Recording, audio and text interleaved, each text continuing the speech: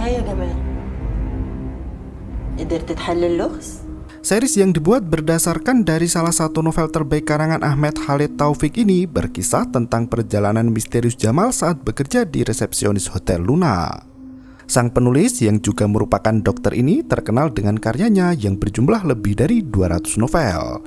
Di episode ketiga ini, Jamal dipertemukan dengan kasus paling mengerikan yang pernah ia temukan selama bekerja di hotel tepi pantai Marsa Matruh. Sepasang suami istri yang datang untuk berbulan madu rupanya menyembunyikan kejahatan besar hingga rahasia masa lalu Hotel Luna mulai terkuak. Apa yang sebenarnya terjadi? Berikut ceritanya.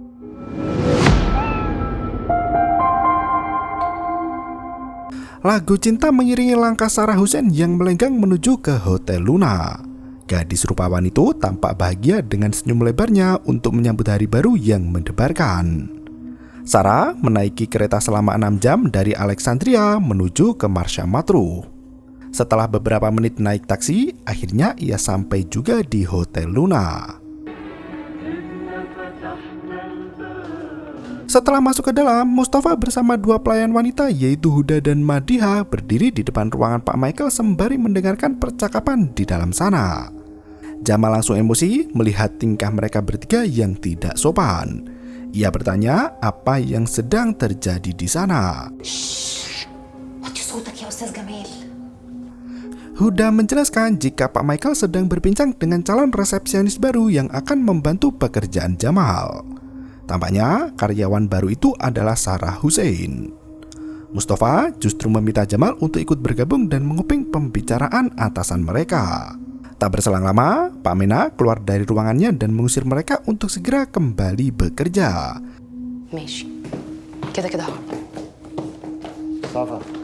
Jamal kembali melayani tamu yang baru datang bernama Refat Ismail dan meminta bantuan Mustafa untuk mengangkat barang bawaan.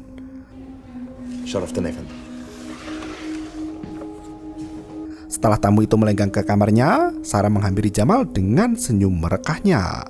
Ia memperkenalkan diri sebagai karyawati baru yang akan duduk di meja resepsionis bersama Jamal. Melihat kecantikan gadis Alexandria, Jamal sampai tak berkedip menjabat tangannya. Sarah cukup takjub melihat buku bacaan Jamal yang berjudul Wuthering Heights. Mereka berdua sama-sama suka membaca novel misteri yang menginspirasi di kehidupan nyata. Sarah menyarankan judul novel lain yang sama bagusnya dan pamit pergi.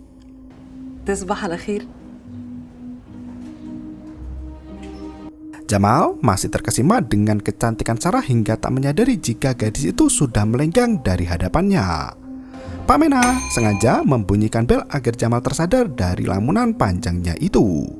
Saat pagi menjelang, Huda mengajak Jamal untuk ikut sarapan di ruang makan karena Sarah akan makan juga di sana. Jamal yang terbiasa makan di taman pun langsung berubah pikiran dan berkata hendak sarapan di ruang makan. Ia kembali masuk ke dalam kamar untuk memaksimalkan ketampanannya. Selang beberapa menit kemudian, Jamal menghampiri Sarah dan duduk di depannya. Sarah yang asik membaca buku langsung menyapa Jamal dan bercengkrama untuk mengakrabkan diri. ده أنا أصلاً سألت عليك أول ما جيت النهاردة بس هما بقى قالوا لي إن أنت بتحب تفطر لوحدك على الشط. Melihat novel karangan Agatha Christie di depan Sarah, Jamal langsung jatuh hati dengan gadis itu. Sarah berkata jika dirinya sangat menyukai detail yang tidak disadari orang lain. Melihat ada luka berdarah di pipi Jamal, Sarah tahu jika pria itu mencukur jenggot 2 kali untuk sarapan bersamanya. Sarah juga berkata jika Huda akan bertanya pada Jamal tentang kedekatan mereka begitu Sarah beranjak dari tempat duduknya. Benar saja, setelah Sarah pergi, Huda langsung duduk di depan Jamal dan menatap dengan penuh tanda tanya. Ia hendak mengetahui kedekatan antara Sarah dan Jamal yang sama-sama bekerja di meja resepsionis. Setelah jam sarapan usai, Jamal menyusul ke depan untuk bekerja bersama rekan barunya. Suara wanita misterius memanggil Jamal untuk bertemu di kamar 207. Jamal tertegun hingga raut wajahnya berubah muram. Sarah menyadari hal itu dan bertanya apa yang terjadi. Jamal langsung melenggang pergi ke kamar 207 di mana wanita misterius itu kembali muncul di hadapannya. Jamal bertanya apa yang ingin dikatakan hantu wanita itu. Dengan mengenakan tudung pengantin, hantu itu berkata jika akan datang sebuah misteri besar di mana Jamal sangat membencinya. Ia meminta Jamal untuk menguak misteri itu dengan melihat secara detail pada semua yang ada. Seperti apa yang dikatakan Sarah, detail yang tidak disadari orang lain adalah kuncinya. Jamal takut jika Sarah mengalami teror yang ia rasakan selama bekerja di sana. Ia berkata jika Sarah tak akan pernah masuk ke kamar 207 selamanya. Jamal melenggang pergi ke kantor Pak Mena untuk membawa kunci kamar 207. Ia meminta Pak Mena untuk menyembunyikan kunci itu dan melarang siapapun yang hendak menyewa kamar tersebut. Jika Pak Michael bertanya, ia meminta Mena untuk berbohong dan berkata jika kamar 207 sudah dipesan orang lain. Ia rela membayar sewa kamar itu dengan uang pribadinya sendiri. Sementara itu, Huda dan Madiha hendak membersihkan kamar kosong di lantai 2. Mereka sudah dilarang untuk mendekati kamar 207. Namun, Huda yang baru bekerja di sana merasa penasaran dan menyelinap masuk menggunakan kunci cadangan.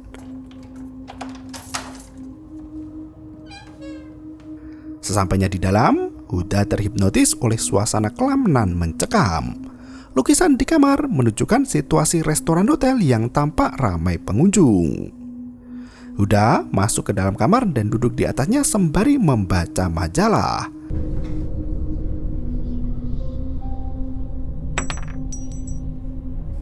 Sebuah cincin menggelinding ke kolong ranjang hingga gadis itu terpaksa mengambilnya.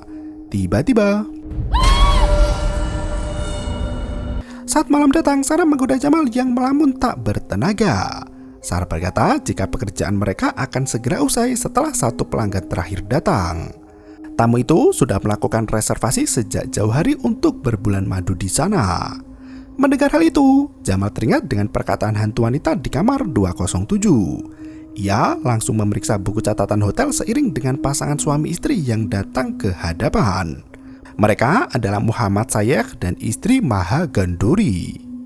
Sayekh sudah sejak lama memesan kamar 207 untuk berbulan madu bersama istri barunya. بقول لك في حجز باسم محمد الصاغ ومع الغندوري. لا يا فندم سامعين. طب ما ترد. Jamal langsung menyela dan berkata jika kamar itu sudah dipesan orang lain. Ia membujuk Sayekh agar bersedia dialihkan ke kamar lainnya. Sayekh sangat marah dan berteriak hendak menemui manajer hotel. Pak Mena keluar dari ruangannya dan memberikan kunci kamar 207. Sayekh yang emosi langsung membuang pena hotel untuk tanda tangan dan melenggang pergi ke kamar bersama dengan istrinya. Ia juga membawa satu koper besar yang tampak sangat berat namun tak mau dibantu oleh Mustafa. Kejanggalan mulai terjadi tepat setelah pasangan bulan madu itu datang menyewa. Sarah mulai menyadari ada yang salah dengan kamar 207 yang sengaja disembunyikan oleh para staf senior di sana. Mustafa mengajak Jamal untuk ikut bersamanya ke lantai 2. Ternyata ia menemukan bercak darah yang menetes dan berhenti tepat di kamar 207. Ia takut terjadi sesuatu yang membuat pengantin wanita terluka mengingat sikap Sayekh yang kasar. Pak Mena menghampiri mereka berdua dan meminta para staf untuk tidak mengganggu tamu yang istirahat di hotelnya. Ia meminta Mustafa untuk memanggil pelayan agar bercak darah itu segera dibersihkan. Jamal cukup kecewa dengan sikap Pak Mena. Ia menegaskan jika kamar 207 seharusnya sudah ditutup dan tidak boleh ada yang memasukinya lagi. Sementara itu, Sayekh tampak berdiri di depan lukisan menunggu panggilan dari istri cantiknya di kamar. Seketika itu, pagi kembali menjelang. Seperti biasa, Jamal berdiri di dermaga tepi pantai untuk menenangkan suasana hati yang kacau balau. Sekembalinya ke meja resepsionis, Jamal mendapat telepon dari kamar 207 yang memesan bongkahan es batu sangat besar. أيوة يا فندم أؤمر. Petugas hotel membawakan bongkahan es batu itu namun bau busuk menyeruak dari dalam kamar. Sayekh langsung menutup pintu rapat-rapat seolah menyembunyikan sesuatu. Di waktu yang sama, Sarah meletakkan laporan harian ke meja Pak Mena.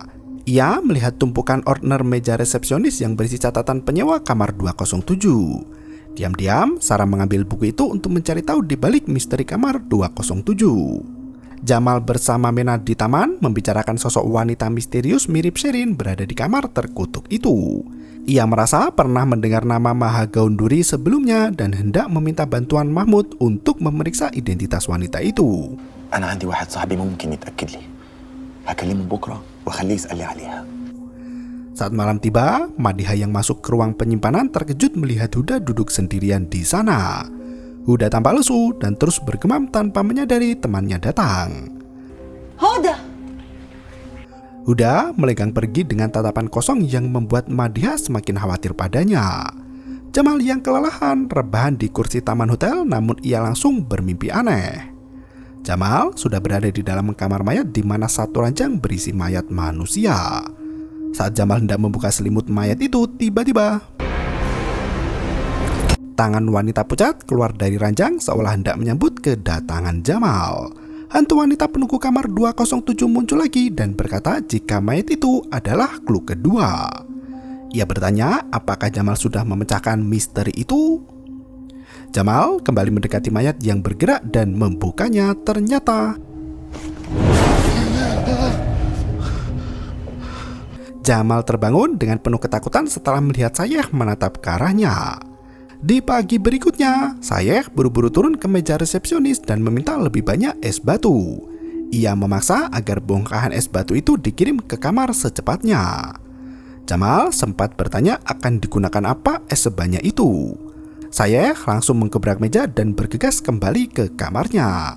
Sarah yang tinggal di luar hotel baru datang dan meminta Jamal untuk ikut dengannya ke kantor Pak Mena. Ia menunjukkan sebuah temuan besar dari buku catatan kamar 207. Ternyata Sayeh sudah 4 kali memesan kamar itu dan selalu dipesan pada tanggal dan hari yang sama. Pak Mena terkejut mengetahui Sarah mencuri buku catatan di kantornya. Sarah menyadari kesalahannya dan meminta maaf, namun ia memohon untuk menjelaskan alasan dibalik semua itu. Sarah berkata bahwa Sayeh selalu datang dengan membawa pengantin yang berbeda-beda tiap tahunnya. Pak Mena mengaku jika dirinya sudah tahu dengan hal itu. دي رابع سنة محمد يتجوز فيها ويجيب مراته نفس الأوتيل عشان ينزل بيها في نفس الأوضة. Namun, sebagai staf hotel, mereka tidak memiliki kewenangan lebih untuk mencampuri urusan rumah tangga orang lain. Sarah masih penasaran dan berkata jika mempelai wanita sama sekali tidak berbicara saat masuk ke hotelnya. Ia mulai berpikir jika Sayeh adalah pria kasar yang sering menyakiti istrinya. Ia takut istri baru Sayeh dipukul hingga berdarah dan tubuh pengantin itu digunakan untuk menutupi bekas lukanya. Sarah bersikeras bahwa mereka harus memeriksa ke dalam kamar 207 dan memastikan istri Sayeh baik-baik saja. Pak Mena menghentikan pembicaraan itu dan meminta Sarah untuk bersikap dewasa. Sebagai pegawai hotel, ada aturan baku di mana mereka tidak boleh menerobos privasi para tamu tanpa mendapat persetujuan dari tamu tersebut. Sarah sangat kesal dengan aturan itu dan melenggang pergi. Ia berkata akan tetap mengungkap kejahatan Sayeh untuk menyelamatkan istrinya.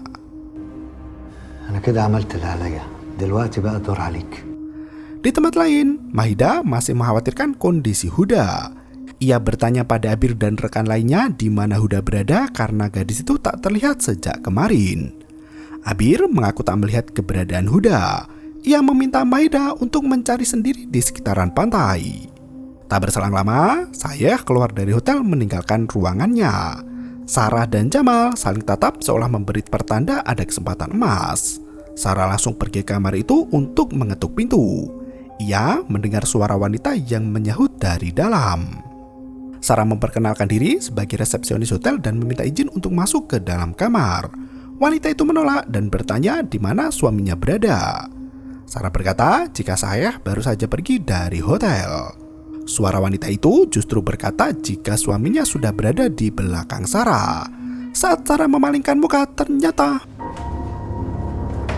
tak berselang lama Mustafa lari menghampiri Jamal dan berkata jika Sarah sedang dalam kondisi bahaya.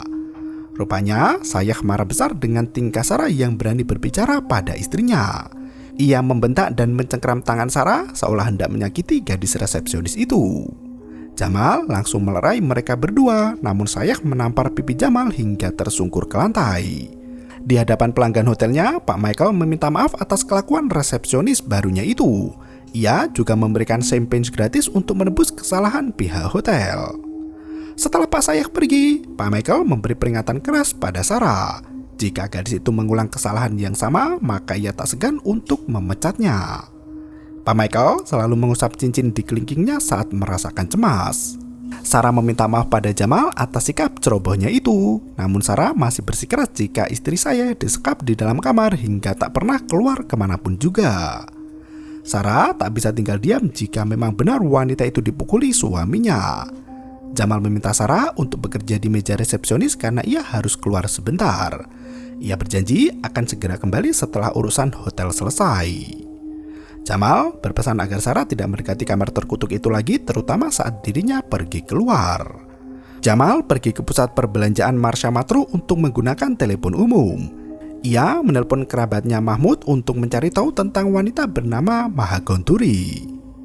Jamal terheran mendengar kata rumah sakit dan menanyakan di mana keberadaan rumah sakit itu. Di waktu yang sama, Sarah mendapat telepon dari meja resepsionisnya. Telepon itu berasal dari kamar 207 di mana Maha Gonturi menangis dan memohon bantuan agar Sarah datang ke kamarnya. Maha mendesak Sarah untuk segera datang sebelum suaminya kembali. Wanita itu bahkan menangis dan berkata jika dirinya ketakutan. Jamal sudah sampai di rumah sakit untuk bertemu dengan Mahmud. Dokter rumah sakit itu berkata jika Maha sudah hampir bunuh diri tepat di hari sebelum pernikahannya dengan Sayeh. Maha dibawa ke rumah sakit tempatnya bekerja. Maha sama sekali tidak menginginkan pernikahan itu karena tidak memiliki perasaan cinta dengan Sayeh. Namun karena orang tua Maha terus mendesaknya, gadis itu terpaksa mematuhi keinginan orang tua. Jamal menjelaskan jika Sayeh sudah 4 kali menikahi wanita yang berbeda-beda. Mahmud berkata jika ia sempat berteman dengan Sayeh ketika istri pertamanya Nermin dirawat di rumah sakit. Mahmud sangat tersentuh jika mengingat kisah cinta antara Sayeh dengan Nermin. Mereka berdua saling cinta untuk satu sama lain dalam waktu yang lama hingga akhirnya bisa menikah dengan bahagia. Nasnya baru berjalan beberapa tahun pernikahan, Nermin jatuh sakit karena kanker otak. Nermin dirawat di rumah sakit tempat Mahmud bekerja, di mana saya tidak pernah absen menemani istrinya di sana. Meski Mahmud sudah berusaha semaksimal mungkin untuk mengobati penyakit Nermin, namun kanker yang mencangkit terlalu parah hingga merenggut nyawa wanita itu. Setelah istrinya meninggal, Sayeh tidak pernah terlihat lagi, bahkan dikabarkan menghilang entah kemana. Mendengar cerita itu, Jamal langsung pamit untuk kembali ke hotel. Ia baru sampai saat petang menjelang. Dering telepon di meja resepsionis menyambut kedatangan Jamal yang sangat terlambat. Suara hantu wanita penunggu kamar 207 itu berkata jika semua sudah terlambat. Pikiran Jamal langsung tertuju pada Sarah dan berlari ke kamar 207 dengan membawa kunci cadangan. Sesampainya di sana, kondisi kamar tampak gelap gulita. Maha berteriak mengira suaminya sudah pulang. Wanita itu muncul dengan tampang marah karena Jamal menerobos masuk ke dalam kamar. Melihat ada koper tergeletak di samping meja, Maha tertunduk sedih dan berkata jika saya terpaksa melakukan semua itu. Maha menangis sembari menundukkan kepala. Jamal berusaha menenangkan wanita itu hingga tiba-tiba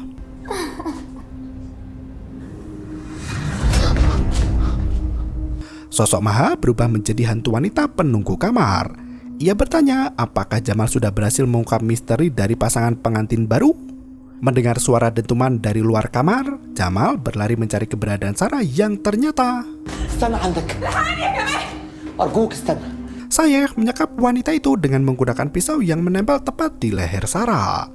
Jamal berusaha menenangkan Sayeh dan memohon agar Sarah dibebaskan. Di waktu yang sama, Mustafa melaporkan ada bau busuk menyengat dari dalam kamar 207.